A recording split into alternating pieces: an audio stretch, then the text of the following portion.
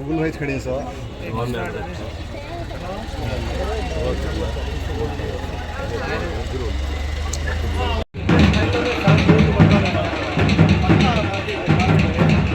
No.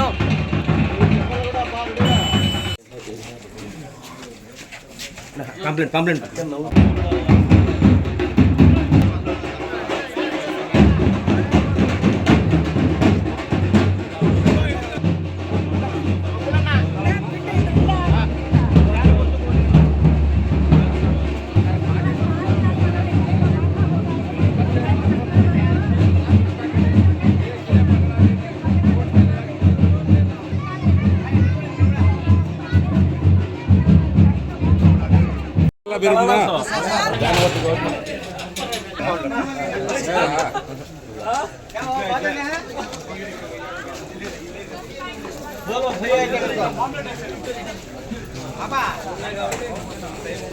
गुल भाई खड़े हैं सर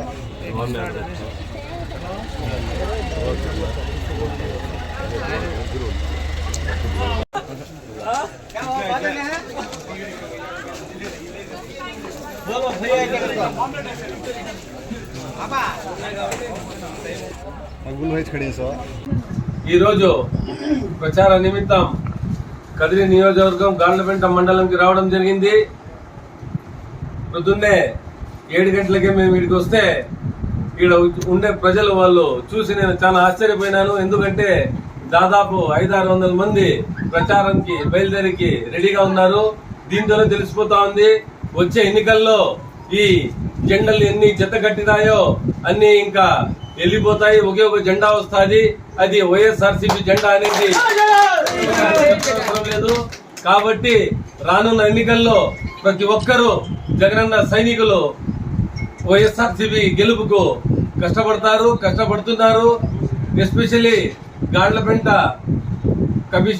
కన్వీనర్ గాని, జెడ్పీటీసీ, ఎంపీటీసీ, ఎంపీపీ, వార్డు మెంబర్లు ఎవరైతే నాయకులు ఉన్నారో ప్రతి ఒక్కరూ వాళ్లకు ఎవరికి ఏవే పదవులు ఉన్నాయో ప్రతి ఒక్కరు ఈడున్నారు. వాళ్ళందరూ చాలా శ్రమ పడుతున్నారు. ప్రతి ఒక్కరి ధ్యేయం ఒక్కటే, జగనన్న రావాలి, జగనన్న గెలవాలి, జగనన్న మళ్ళీ ముఖ్యమంత్రి కావాలని ప్రజలు మరియు నాయకులు కార్యకర్తలు చాలా ఉత్సాహం ఉంది.